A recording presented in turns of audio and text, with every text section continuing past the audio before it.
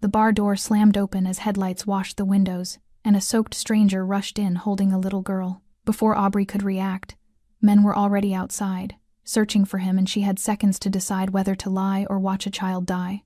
What she didn't know was that the man begging for help ruled a criminal empire, and this choice would drag her straight into his war. If this story pulled you in, make sure to hit that subscribe button so you never miss what's coming next. I've got another unforgettable story dropping tomorrow. And while you're here, jump into the comments and tell me where you're watching from. I love seeing our community from all around the world. Alright, let's get back into it. Aubrey Davis pressed her forehead against the cold metal of the bar's back office door, staring at the calculator screen for the third time. $247.83. Her entire bank account. Rent was due in 48 hours, and she was $680 short. She hit the clear button and tried again, as if different fingers on different keys might somehow produce different numbers. They didn't. They never did. Outside, the storm hammered Brooklyn like it had a personal grudge. Rain didn't just fall, it attacked, pounding the bar's windows so hard she worried the glass might shatter. The weather report said it was the worst storm to hit New York in 15 years. Aubrey thought that felt about right. Everything in her life seemed determined to break at once. She walked back into the main room, surveying the aftermath of another slow night. 6 customers total. 6. The tip jar held $12 in crumpled singles and loose change. She'd been pulling double shifts at Murphy's bar for 8 months straight, opening at 11 a.m., closing at 2 a.m., and she was still drowning. The register drawer stuck when she pulled it open. Inside, 3 checks she couldn't deposit until Monday, and a stack of bills she couldn't pay even then. Electricity, past due. Phone, 1 missed payment from disconnection. Student loans from the nursing degree she'd never finished. $340 a month she didn't have. Her hands shook as she wiped down the bar for the final time. She'd skipped lunch again. Skipped dinner, too. The protein bar she'd eaten at 9 a.m. was still sitting heavy in her stomach, trying to convince her body it was enough. It wasn't. The lights flickered once, then twice. Aubrey froze, holding her breath. If the power went out, she'd have to throw out everything in the cooler. She couldn't afford to replace any of it. The building's landlord had already threatened to lock her out of her studio apartment.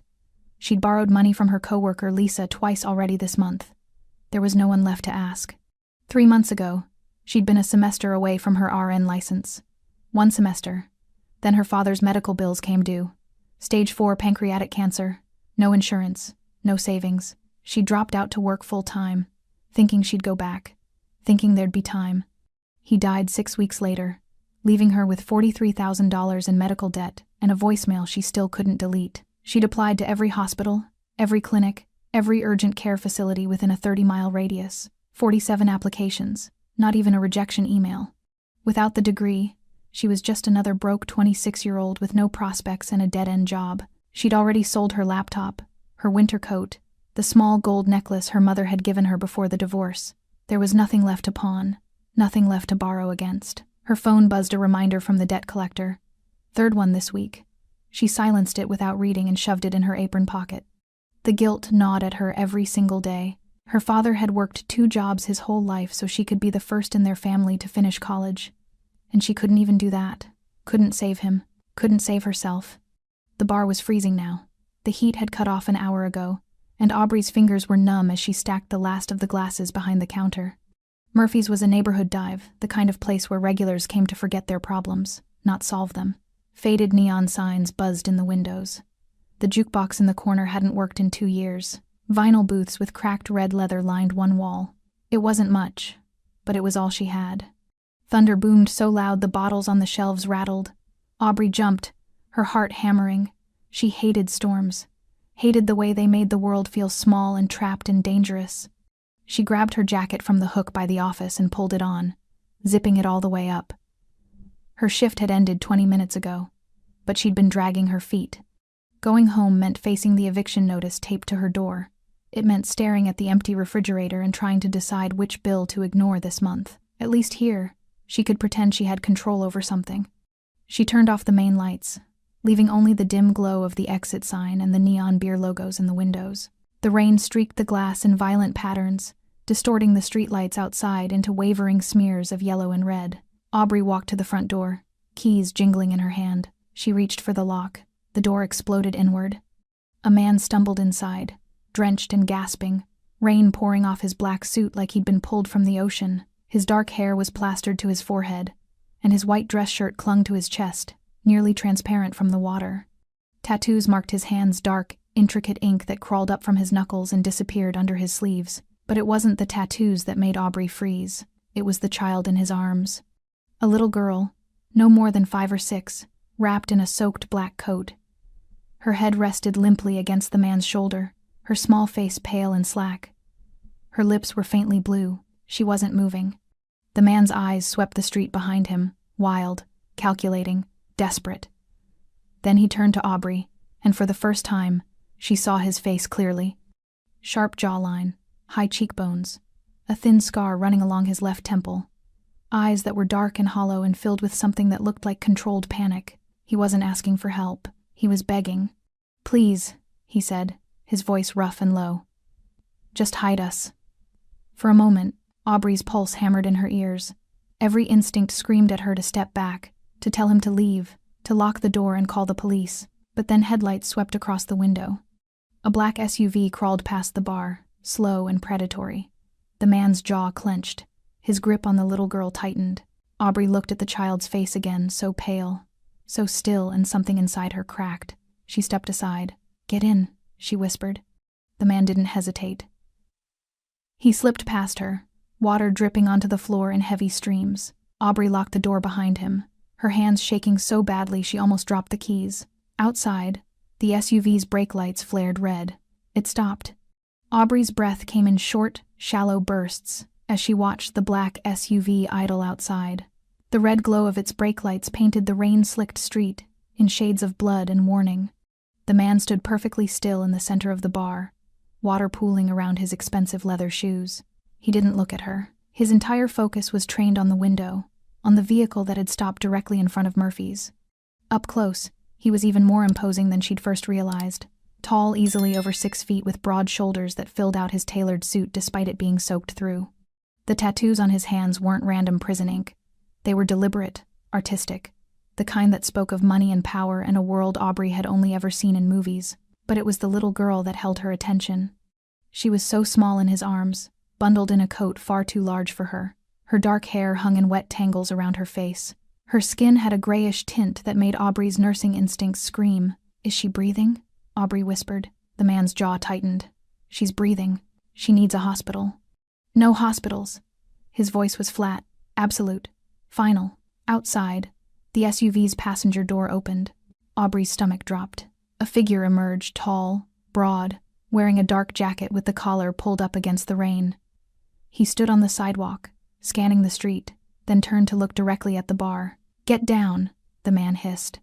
He moved with startling speed, dropping into a crouch behind the bar counter and pulling the child closer to his chest. Aubrey followed instinctively, her knees hitting the rubber floor mat with a dull thud. They were inches apart now, close enough that she could see the tension in his shoulders, the way his fingers trembled slightly as they pressed against the girl's back, close enough to smell rain and expensive cologne and something metallic blood. Maybe, though she couldn't see where. The little girl stirred, making a soft whimpering sound. "Shh, Nina," the man whispered, his voice suddenly gentle. "Shh, sweetheart, we're safe." Nina. The girl had a name. Footsteps approached the door, heavy boots on wet pavement. Aubrey's heart hammered so hard she thought it might burst through her ribcage. She pressed her back against the bar cabinet, trying to make herself smaller, invisible. The door handle rattled. Someone was trying to get in. The man, whoever he was, shifted his weight, and Aubrey caught a glimpse of something beneath his jacket. A gun. The handle of a gun tucked into a shoulder holster. Oh God. What had she done? The rattling stopped. Then came 3 sharp knocks. "Hey!" a voice called from outside, muffled by the rain and glass. "Anyone in there?" Aubrey's mind went blank with terror. She looked at the man. His eyes met hers, dark, intense, calculating. He gave a single, slight shake of his head. "Don't answer." But the knocking came again, harder this time, more insistent. "I saw someone moving in there," the voice continued. "Open up." Aubrey's throat went dry. If she didn't answer, they'd know something was wrong. They'd break in. They'd find them. The man seemed to read her thoughts. He leaned closer, his voice barely audible. "You're a waitress closing up. That's all. You saw nothing." His eyes held hers for a moment longer, and in that brief connection, Aubrey saw something that made her decision. Not threat, not violence, desperation, the kind that came from protecting something you loved more than your own life. She stood up. Her legs felt like water as she walked to the door, smoothing down her apron with shaking hands. Through the rain-distorted glass, she could make out two figures now, both large, both waiting. Aubrey unlocked the door and opened it just wide enough to speak through. "We're closed," she said, keeping her voice steady. "Have been for 20 minutes. The man closest to her was exactly what she'd expected. Thick neck, cold eyes, a scar running through his left eyebrow. He looked past her into the bar, scanning the dim interior. "Saw someone come in here," he said. "Tall guy, dark suit, carrying a kid." Aubrey forced herself to look confused. "I've been cleaning up. Been alone for the past half hour." She gestured at the empty bar behind her. "See for yourself if you want. But you'll be looking at a whole lot of nothing." The man's eyes narrowed. His partner stepped forward, a younger guy with a snake tattoo curling up his neck. "Mind if we take a look around?" Snake Tattoo asked, though it wasn't really a question. Aubrey's pulse skyrocketed, but she stepped back and opened the door wider. "Be my guest, but I've got to lock up in 5 minutes or my boss will have my ass." They entered, boots tracking water across the floor she'd just mopped. Aubrey forced herself to move normally, to walk back behind the bar and continue wiping down the counter as if armed men searching her workplace was just another Tuesday inconvenience. The first man checked the bathrooms. The second examined the storage room, pushing aside boxes and bags of supplies. They moved with practiced efficiency, the kind that came from doing this often. All the while, Aubrey knew the man and his daughter were crouched behind the bar, directly beneath where she stood, inches away from discovery. She kept wiping the same spot on the counter, over and over, her hands miraculously steady even as her mind screamed. The first man emerged from the bathroom, shaking his head. His partner returned from the storage room empty-handed. They met in the center of the bar, and for one terrible moment, the first man's gaze drifted to the bar itself, to the exact spot where someone might hide.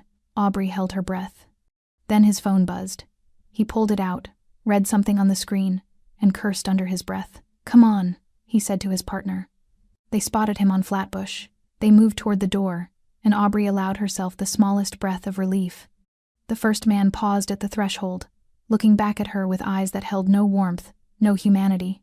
"You see a guy matching that description, tall, dark suit, tattoos, traveling with a little girl, you call this number." He dropped a card on the nearest table. Then they were gone, swallowed by the storm. Aubrey stood frozen at the door for a full 30 seconds after the SUV's taillights disappeared into the rain. Her hand was still on the lock, knuckles white from gripping the metal too hard. Her entire body trembled, not from cold, but from the adrenaline crash that was hitting her all at once. She'd just lied to armed men. Men who clearly had no problem breaking into places, hurting people, doing whatever it took to find what they were looking for. And what they were looking for was hiding behind her bar. "They're gone," she whispered, though she wasn't sure if she was saying it for him or for herself. A moment passed. Then the man rose slowly from behind the counter, still cradling the little girl against his chest. Nina's head rested on his shoulder, her small hand clutching a fistful of his wet shirt. She was awake now, Aubrey realized. Those dark eyes were open, watching everything with the kind of awareness that didn't belong on a child's face. The man's gaze swept the bar once more before settling on Aubrey. "You didn't have to do that." "I know." Her voice came out sharper than she intended. "I should have let them find you. I should have." She stopped, pressing her palm against her forehead.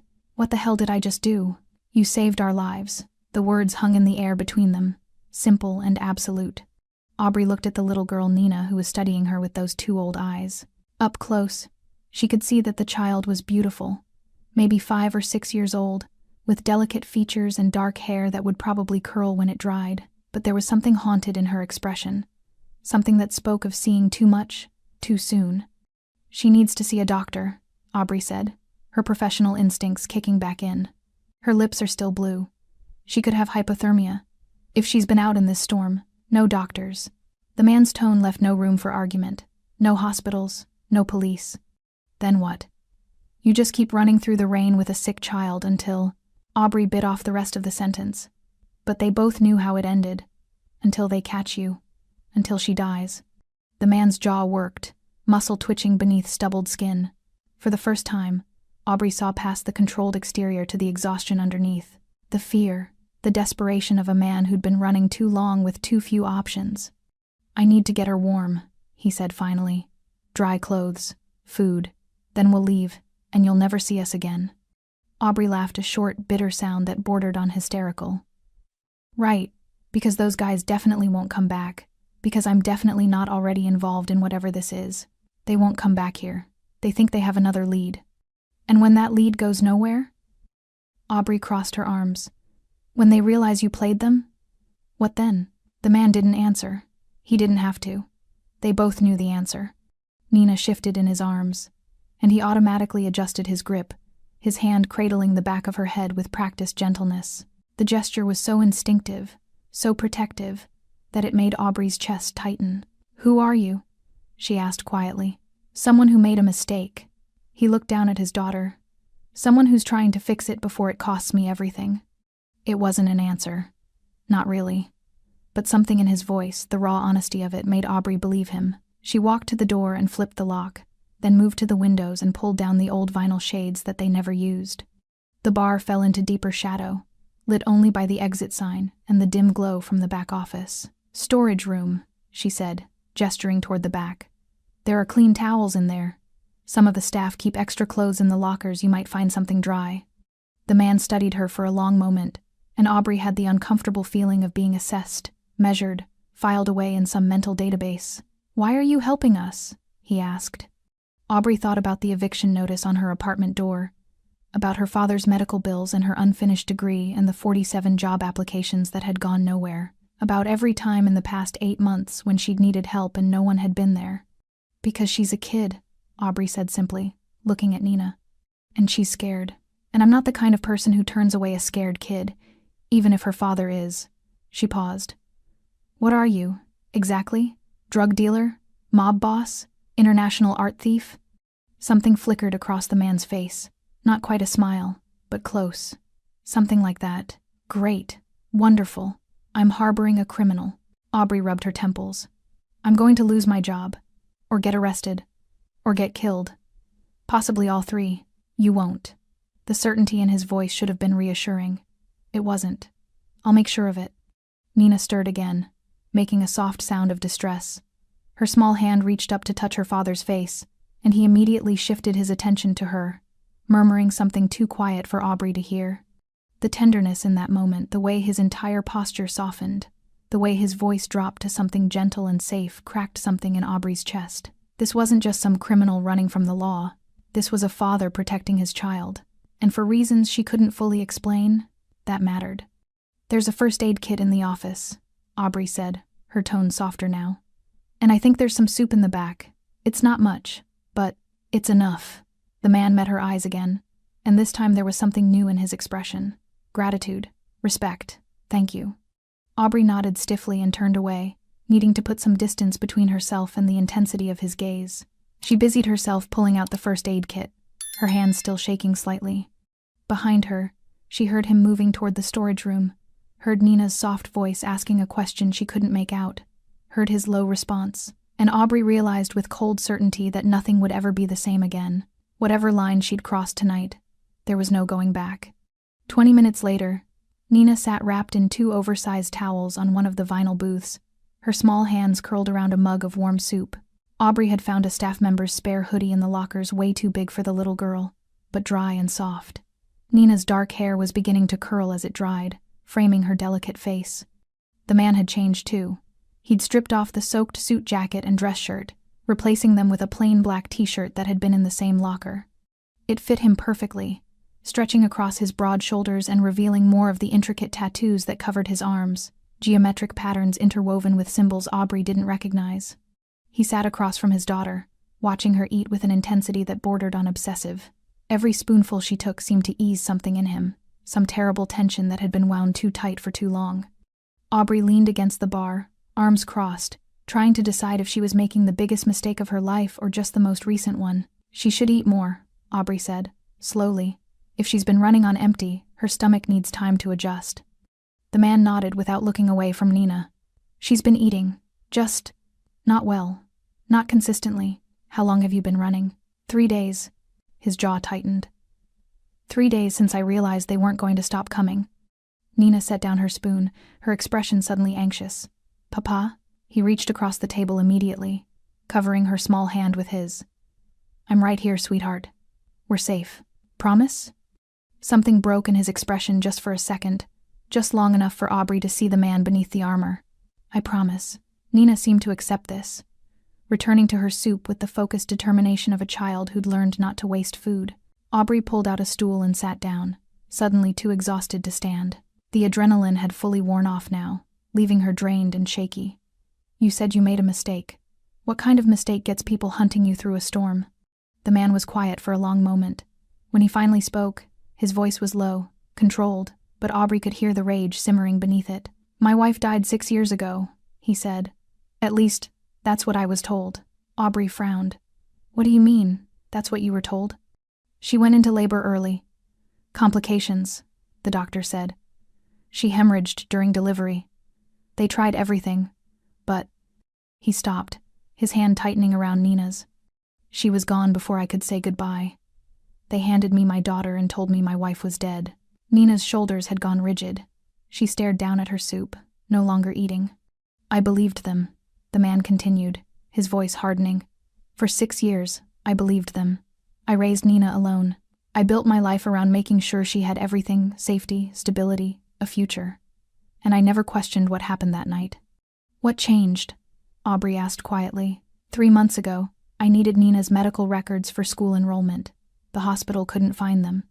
Said there was a clerical error. Files had been misplaced. His eyes were distant now, remembering. I pushed hard. And suddenly people who'd been helpful went silent. Nurses who'd been there that night transferred to other cities. The doctor who delivered Nina, who told me my wife had died, retired early and moved to Costa Rica. Aubrey's stomach twisted. You think they lied to you? I know they lied. His voice was flat, certain. I started digging.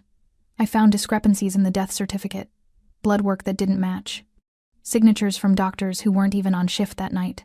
He looked at Aubrey directly. My wife didn't die in childbirth. She disappeared. The words hung heavy in the air between them. Why would they? Aubrey started, but stopped. The answer was obvious. Someone made her disappear. Someone with enough power to erase records, to silence witnesses, to make sure I never asked questions. His hand moved unconsciously to Nina's back, a protective gesture, and when I got too close to the truth, they decided to eliminate the problem. You. And Nina. The rage in his voice was barely contained now. They tried to kill my daughter to keep me quiet. Aubrey felt sick. She looked at Nina, who was still sitting unnaturally still, her small face carefully blank. This child had learned to make herself invisible, Aubrey realized. Had learned that survival sometimes meant not reacting, not crying, not making a sound. The men tonight, Aubrey said slowly. Were they part of it? The man's expression turned darker. One of them was. The one with the scar, I recognized him. His name is Petrov. He worked security for one of my... He caught himself. For someone I do business with. Someone I trusted. Someone you trusted ordered your wife killed? I don't know yet. His fingers drummed against the table, the only outward sign of his agitation. But I'm going to find out. And when I do... He stopped abruptly, glancing at Nina. The little girl's eyes were closed now, her head drooping with exhaustion.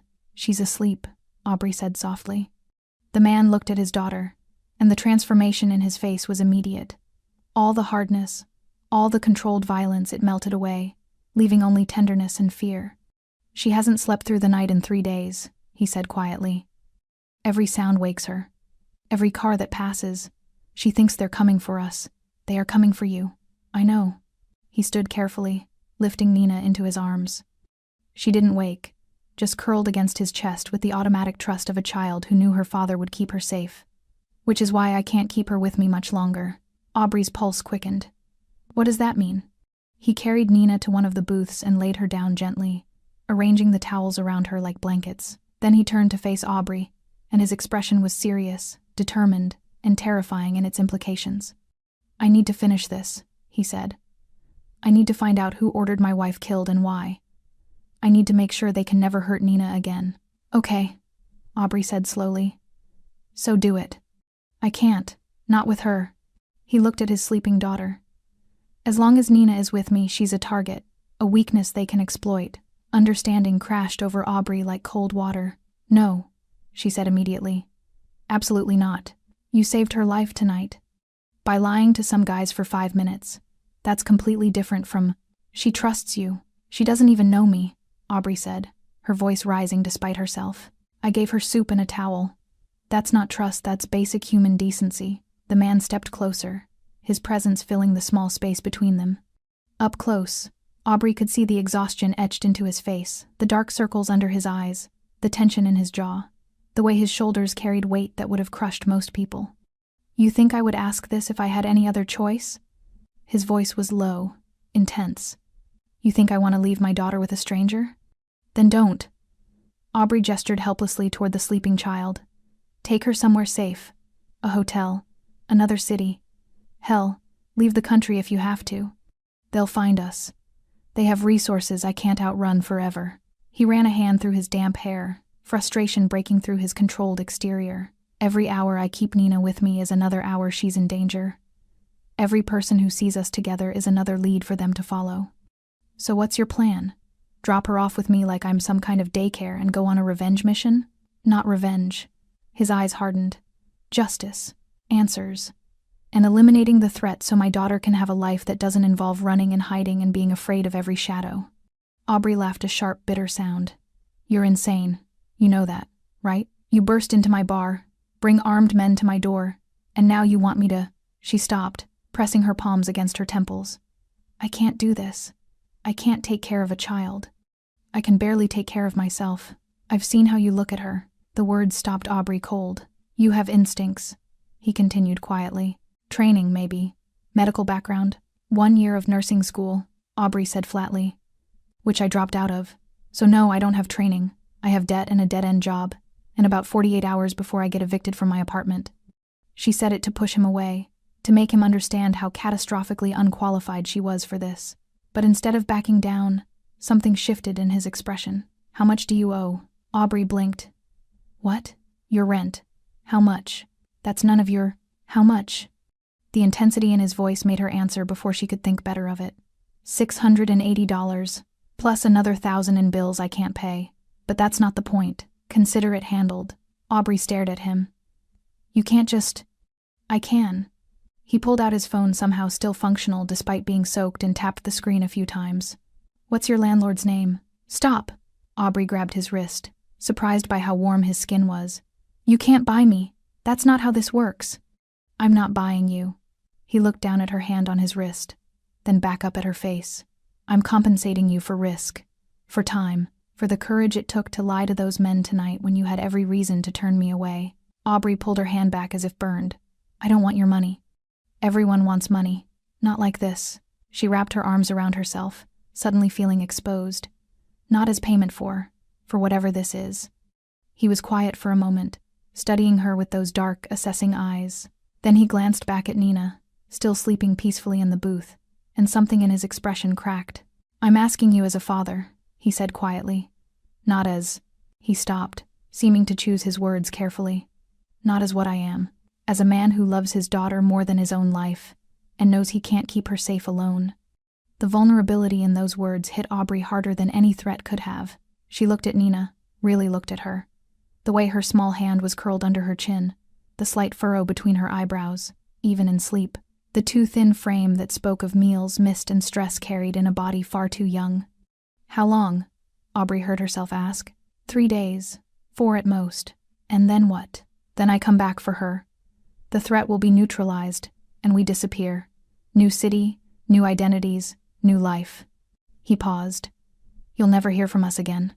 The finality of it should have been reassuring. Instead, it felt like loss. What if something happens to you? Aubrey asked quietly. What if you don't come back? I'll come back, but what if you don't? He held her gaze for a long moment. Then there's an envelope in my jacket pocket. Instructions. Money. Everything she'll need. The casual way he said it, like planning for his own death, was just another contingency made Aubrey's chest tighten. You're really going to do this, she said. With or without my help? Yes. And if I say no? Then I take Nina and we keep running until they catch us or we get lucky. His jaw tightened. But luck runs out eventually. Aubrey closed her eyes, trying to think through the panic. This was insane. Harboring the child of a what? A criminal? A mafia boss? She didn't even know his name, didn't know who was hunting him or why his wife had really disappeared. But she knew what it felt like to be alone and desperate. She knew what it felt like when no one would help you, when every door closed in your face, when the world decided you didn't matter enough to save. "I need to know your name," she said finally, opening her eyes. "If I'm going to do this and I haven't decided yet, I need to at least know what to call you." He hesitated, and Aubrey saw the war playing out behind his eyes. Giving his name meant trust, meant vulnerability, meant handing a weapon to someone who could destroy him. "Cyril," he said finally.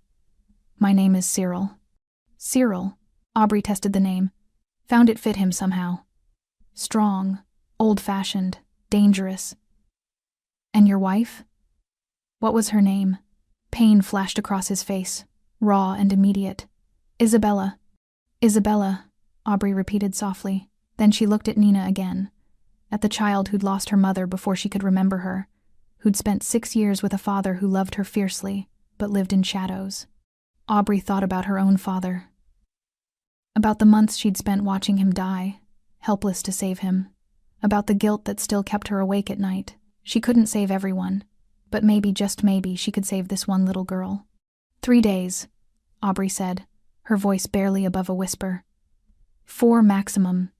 And you give me a way to contact you if something goes wrong. Relief crashed across Cyril's face, so profound it made him look years younger. "Thank you," he breathed. "Don't thank me yet," Aubrey said. "I still think this is the stupidest thing I've ever done." "It is."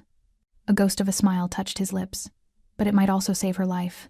Cyril left before sunrise. Aubrey woke to find him standing by the booth where Nina still slept, his hand resting gently on his daughter's head.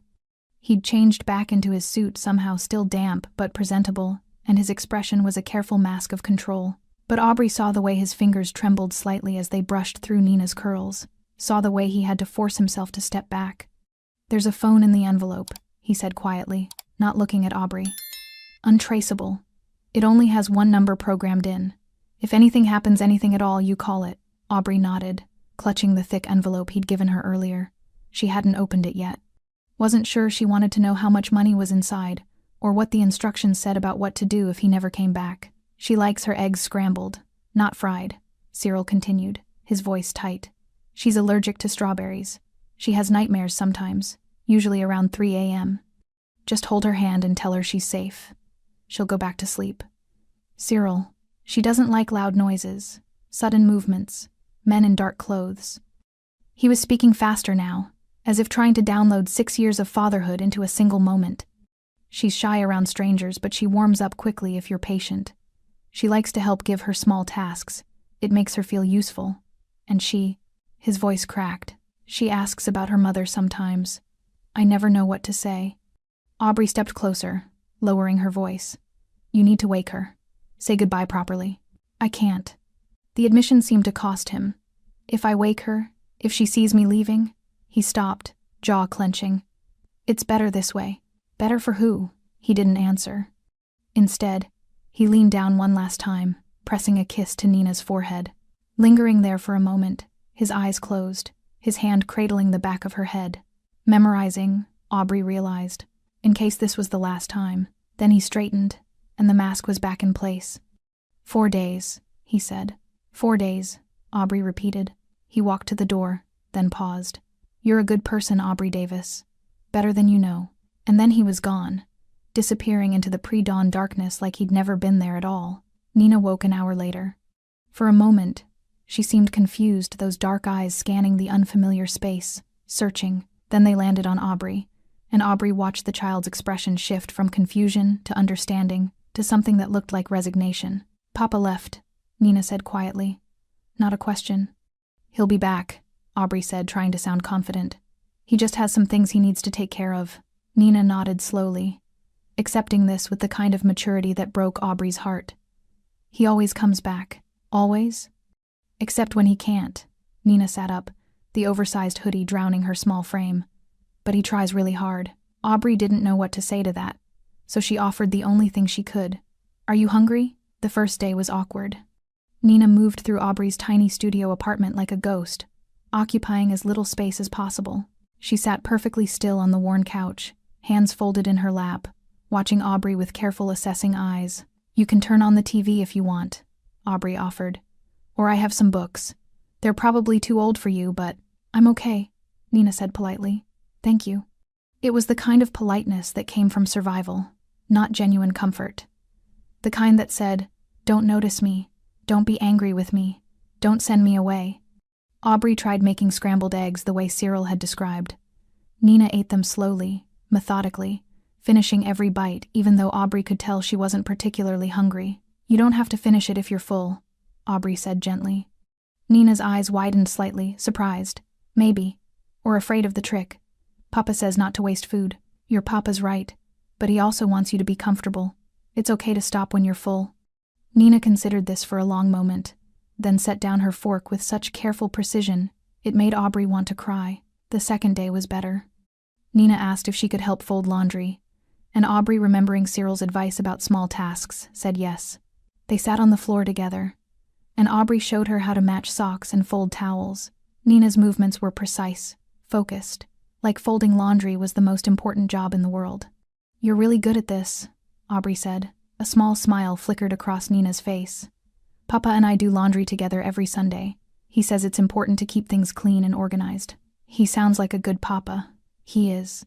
The smile faded. "He gets sad sometimes, though. When he thinks I'm not looking. He stares at the picture of Mama and his face gets heavy." Aubrey's chest tightened. "Do you remember your Mama?" Nina shook her head. "I was too little. Papa says she was beautiful and brave, and she loved me more than anything." She paused, folding a washcloth with intense concentration. "But I think that makes him sadder, that I don't remember."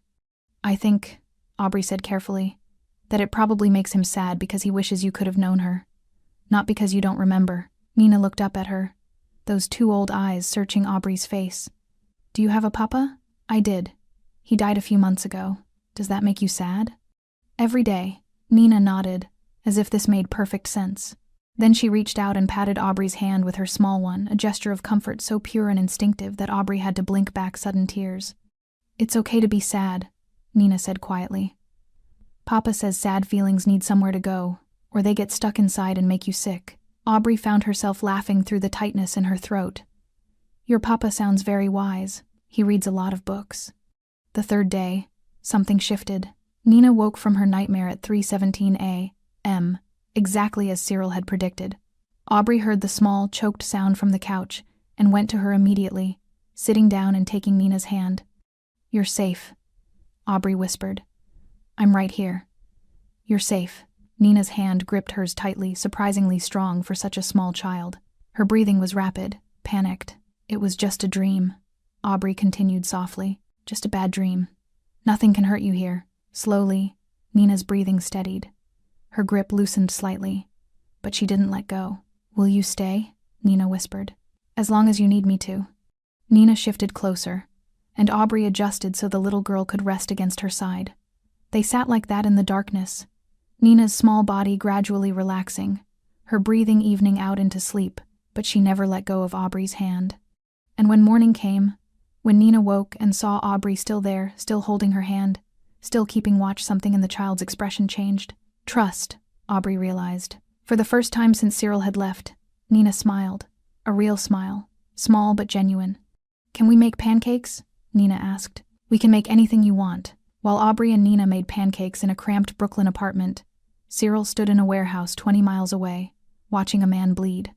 The warehouse was abandoned, had been for years. Rusted machinery cast long shadows in the dim light filtering through broken windows. The air smelled of oil and decay and something darker. Something that came from fear. The man zip-tied to the metal chair was named Dimitri. He'd worked for Cyril for 8 years, handled logistics, moved product, kept books. Cyril had trusted him with shipment schedules, warehouse locations, supplier contacts. He'd never trusted him with the truth about Isabella. "I don't know what you're talking about," Dimitri said for the 4th time, blood dripping from his split lip. "I swear I don't." "You were there that night." Cyril's voice was calm, controlled, the kind of calm that was more terrifying than rage. "The hospital. 6 years ago. I saw you in the security footage. Dimitri's eyes widened just slightly, just enough. The footage that was supposed to have been erased, Cyril continued, circling the chair slowly. The footage that took me 3 months and considerable resources to recover. You were there, Dimitri. 3rd floor, maternity ward. 11:47 p.m., 23 minutes before my wife allegedly died. I was visiting. Don't. Cyril stopped in front of him. Don't insult my intelligence. You don't have family, no wife, no children, no siblings in the city. So tell me, what were you doing in that hospital the night my wife disappeared? Dimitri's jaw worked, sweat beading on his forehead despite the cold. You're wrong about this. Isabella died in childbirth. Everyone knows. Cyril's fist connected with Dimitri's jaw so fast the man didn't see it coming. The chair tipped backward, crashing to the concrete floor. Blood spattered across the oil-stained ground. Try again, Cyril said quietly. By noon, Dimitri was talking. Not because Cyril had broken him physically, though the man's face was a mess of bruises and split skin, but because Cyril had shown him the alternative, had made him understand that cooperation was the only thing standing between him and a shallow grave in the Jersey Pine Barrens. It wasn't supposed to happen like this, Dimitri gasped, his words slurred from his swollen mouth. It was just supposed to be insurance. Leverage. In case I ever what? Cyril's voice was deadly soft. In case you ever tried to leave, to go legitimate, to expose. Dimitri stopped, realizing he'd said too much. Expose what? Silence. Cyril crouched down, bringing his face level with Dimitri's. Tell me, or I start removing fingers. The operation, Dimitri whispered. The trafficking routes. The judges on payroll. The politicians. Isabella found out about the scope of it, how deep it went. She was going to take Nina and run. She was going to... He swallowed hard. She was going to testify. The words hit Cyril like physical blows. Isabella had known. Had discovered what he really was, what he really did. And instead of confronting him, instead of giving him a chance to explain or change or protect her, she'd been going to run. Going to expose everything. Going to destroy not just him, but everyone connected to the organization. Who gave the order? Cyril asked, his voice barely audible. I don't know the specifics. It came from the top, way above my pay grade. The top. Cyril stood, his mind racing. Constantin? Dimitri's expression gave him the answer before his words did. I never heard names, just orders. They said Isabella had become a liability, that she needed to be neutralized before the baby was born, before she could. But she survived long enough to deliver Nina. They had to wait. Couldn't risk the baby. But after, Dimitri stopped, seeing something in Cyril's face that made him go pale. They told you she died. That was the arrangement. You got to keep Nina. And Isabella disappeared. Where? Tree. I don't know. I swear on my life I don't know. That part was handled by specialists, people who don't leave traces. Cyril absorbed this, his mind working through the implications. For 6 years, he'd believed Isabella was dead. For 6 years, he'd raised Nina alone, mourning a wife who'd died bringing their daughter into the world. But Isabella might still be alive, might be in some cell, some safe house, some unmarked location, kept alive as leverage or insurance or simply because whoever ordered her disappearance liked having options. The rage that had been simmering in Cyril's chest ignited into something cold and focused. Petrov, Cyril said. He was at the hospital too. Dimitri nodded weakly. He handled the extraction. He and his team. And the others who were hunting me 2 nights ago? Hired guns. They knew you were getting close to the truth. They were supposed to eliminate you and the kid before you could expose the whole thing. The kid. As if Nina was just a loose end to be tied up, a problem to be solved. Cyril felt something dark settle over him. The part of himself he usually kept locked away. The part that had built an empire on fear and blood and ruthless efficiency. Here's what's going to happen, Cyril said, his voice flat and final. You're going to give me every name, every location, every piece of information you have about who ordered my wife taken and who's been protecting that secret for 6 years. And then? Dimitri asked, though he clearly already knew the answer. And then you're going to disappear, permanently, because men who betray me don't get second chances. By sunset, Cyril had 4 more names. One was already dead, retired to Costa Rica, and suffered a convenient heart attack 3 months ago. Convenient, because it had happened the same week Cyril started asking questions. The other 3 were still operational, still in the city, still breathing. Not for long. Cyril stood outside the warehouse, watching the sun sink below the New York skyline.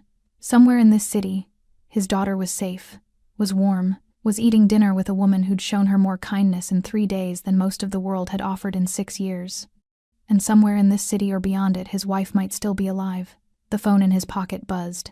The untraceable one. His heart stopped for a moment before he pulled it out. A text. A photo. Nina, smiling at the camera, flower on her nose. Behind her, Aubrey grinned, holding up a slightly lopsided pancake like a trophy. Below the image, she wanted me to tell you she made pancakes, and that she misses you. But she's okay. We're okay. Cyril stared at the photo for a long moment, something in his chest cracking and reforming. 3 more days, 3 more names, 3 more men, between him and the truth. And then he could go home. The 4th night arrived with another storm. Aubrey stood at the window of her apartment, watching rain streak down the glass in familiar patterns. Nina was asleep on the couch, finally comfortable enough to sprawl out instead of curling into a tight, defensive ball. The little girl had spent the evening teaching Aubrey a card game. Her father had invented something involving matching colors and making up silly rules and had fallen asleep mid-laugh, her small hand still clutching the cards. 4 days. Cyril had said 3, maybe 4. It had been exactly 4. Aubrey checked the untraceable phone for the 100th time that hour. No messages, no calls.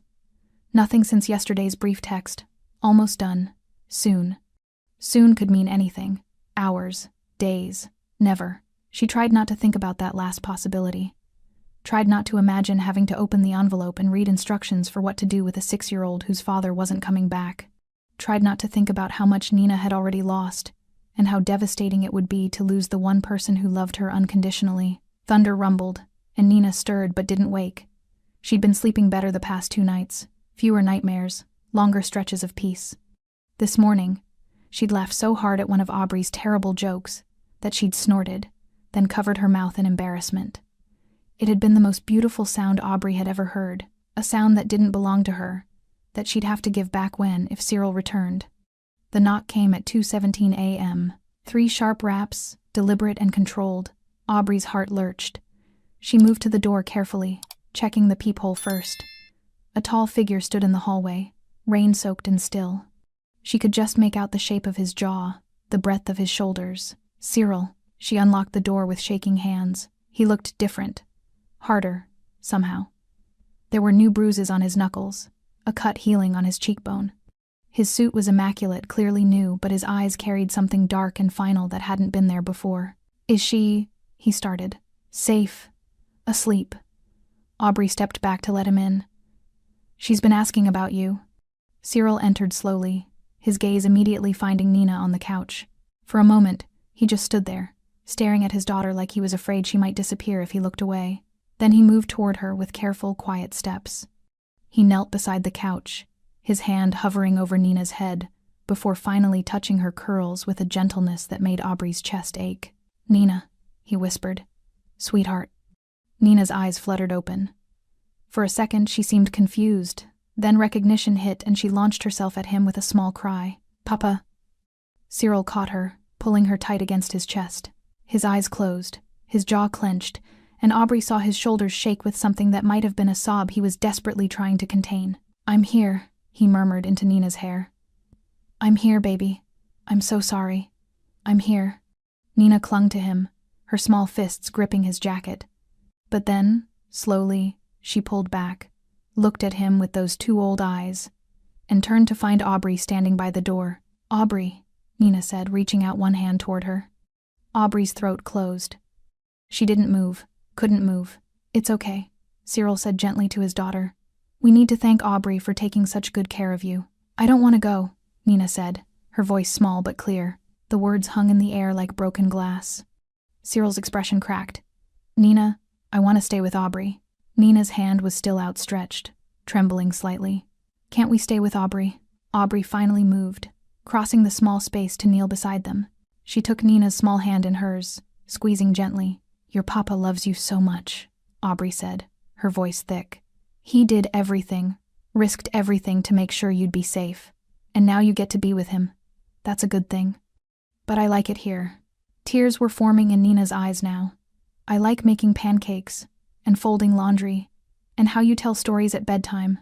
Her voice broke. I don't want to leave. Cyril looked at Aubrey over his daughter's head, and what she saw in his expression made her breath catch. Not relief that his ordeal was over. Not triumph at having completed his mission. Devastation. He was seeing what she'd seen all along, that in 4 days, his daughter had found something she'd never had before. Not just safety. Not just care. Home.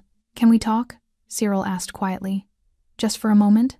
Aubrey nodded. Nina didn't want to let go, but Cyril promised he was just going to stand right over there, that she could see him the whole time. They moved to the small kitchen area, barely 6 feet from where Nina sat on the couch, watching them with anxious eyes. It's done, Cyril said, his voice low. Petrov is dead. The others who came after us dealt with. The man who gave the order. He stopped, his jaw tightening. He won't be giving any more orders. And your wife? Something flickered across his face. Grief, rage, resignation. She died 3 years ago. Actually died. They kept her alive for almost 3 years, trying to extract information, trying to use her as leverage, but she never broke, never told them anything that could hurt Nina. His hands clenched into fists. She died protecting our daughter, and I spent those years believing she'd already been gone. Cyril, I killed them all. The words were flat, final. Everyone involved, everyone who knew. The threat is gone. Nina is safe now. We can disappear. Start over somewhere clean. Somewhere far from this city, and everything in it. That's good, Aubrey said, even as her heart cracked. That's what you wanted, is it?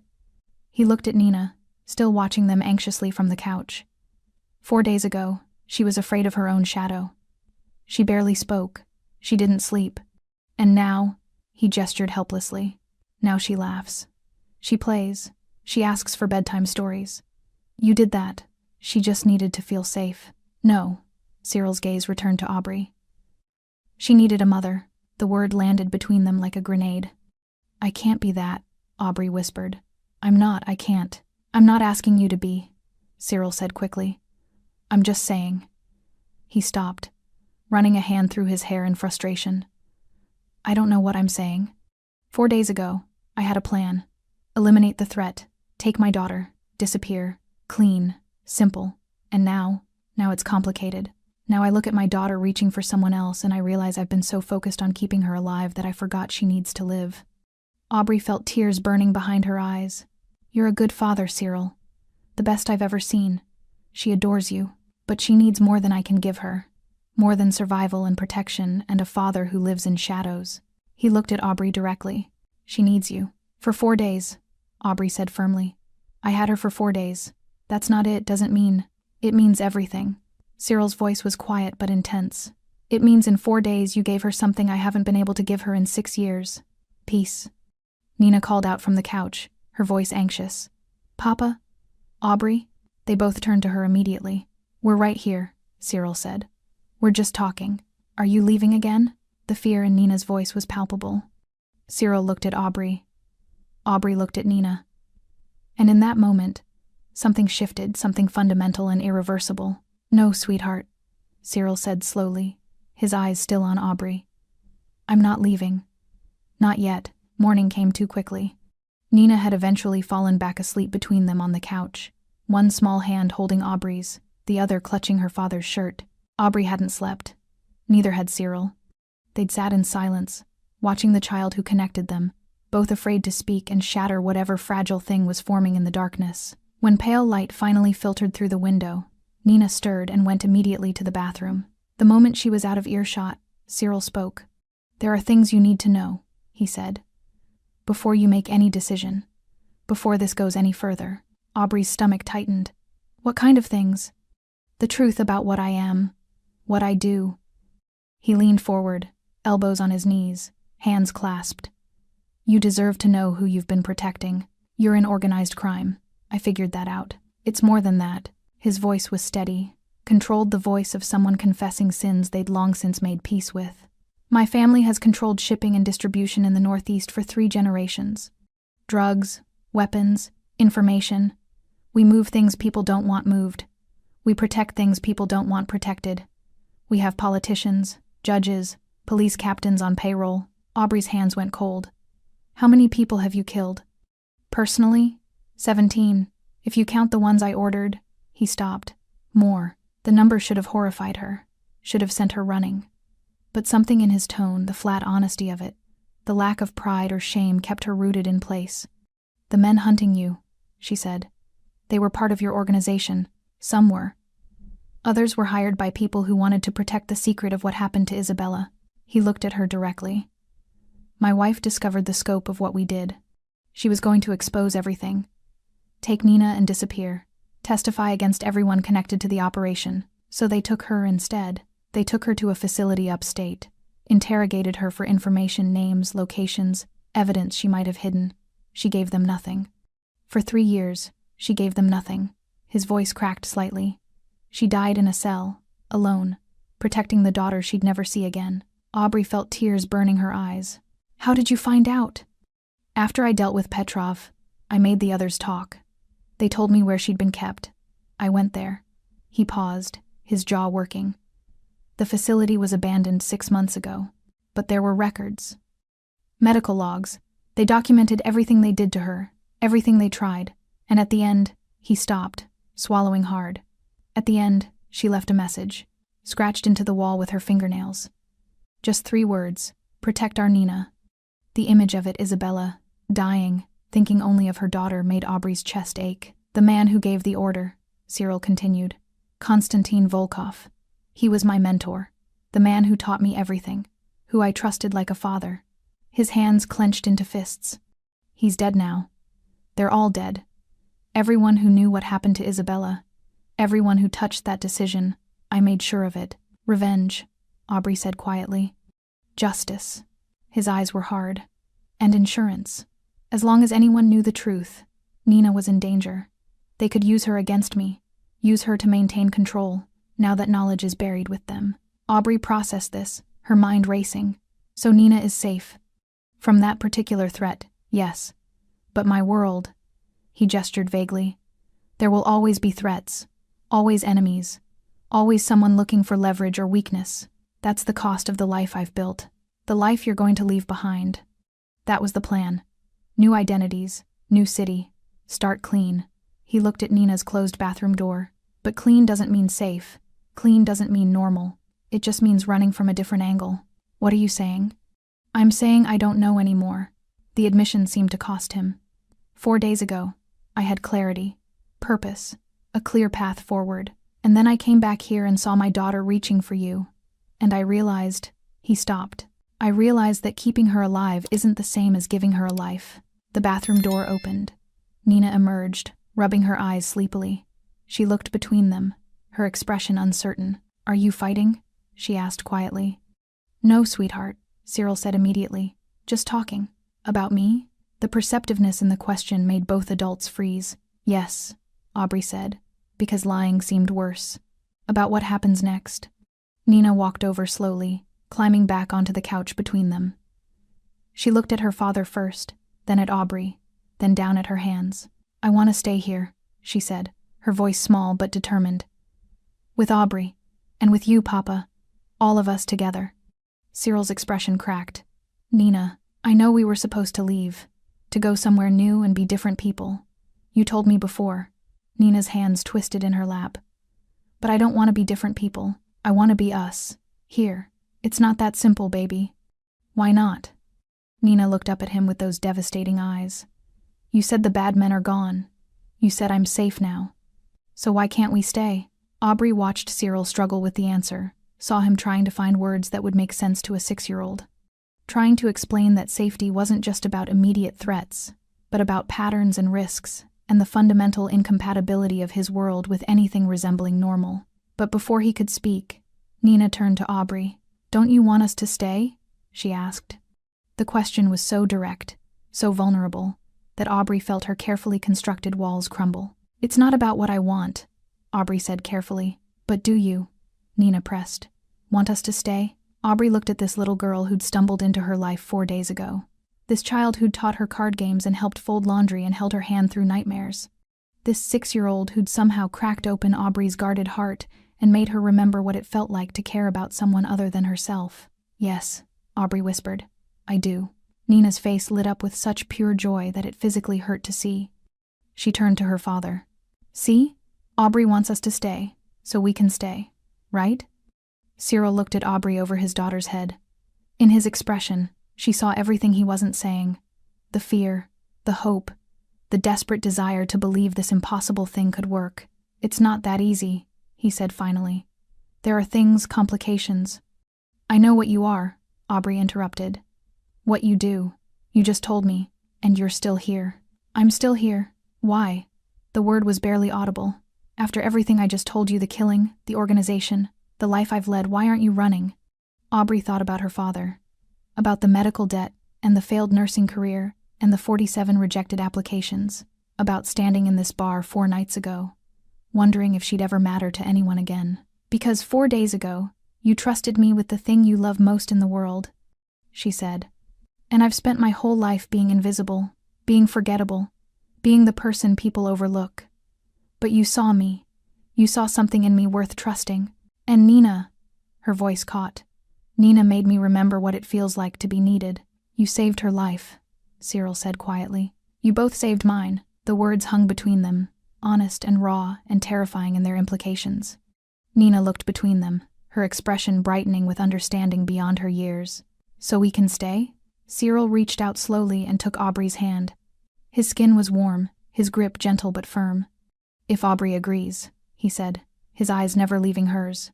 If she understands what she's agreeing to, what it means to be connected to me, to us. Aubrey looked at their joined hands, at Nina's hopeful face, at Cyril's desperate, vulnerable expression.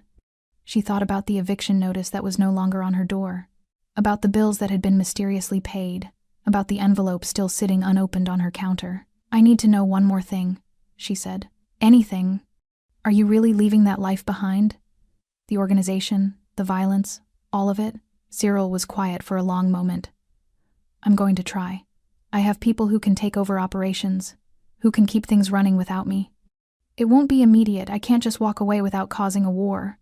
But yes, for Nina, he stopped, for the chance at something different. I'm going to try. It wasn't a guarantee. It wasn't even a promise. But it was honest. And somehow, that was enough. Okay, Aubrey said, her heart hammering. Okay. Nina made a sound of pure happiness and threw her arms around both of them. Cyril's hand tightened on Aubrey's. And in that moment, in a cramped Brooklyn apartment as dawn broke over the city, 3 broken people became something resembling whole. The sun was fully up now, streaming through the windows and painting everything in shades of gold. Nina had finally released them and was busy rearranging the couch cushions into what she called a celebration fort. Aubrey stood at the kitchen counter, staring at the envelope Cyril had given her 5 days ago. She still hadn't opened it. You can look, Cyril said from behind her. If you want to know what the contingency plan was. Aubrey picked up the envelope, feeling its weight. How much is in here? Enough. Enough for Nina's care, her education, everything she'd need if I didn't come back. Instructions on how to contact my lawyer, how to access accounts, how to give her the kind of life. He stopped. The kind of life I always wanted for her but wasn't sure I could provide. You were going to leave her everything. She's my everything. He moved to stand beside her, his shoulder nearly touching hers. But money isn't the same as presence. Resources aren't the same as love. I knew that even as I was writing the instructions. Knew that if I didn't come back, she'd have financial security, but she'd still be, he paused, alone. She wouldn't have been alone. I would have. Aubrey stopped, realizing what she'd been about to say. Cyril smiled slightly. You would have what? Taken care of her, Aubrey finished quietly. Even without knowing you, even without any of this, I would have made sure she was okay.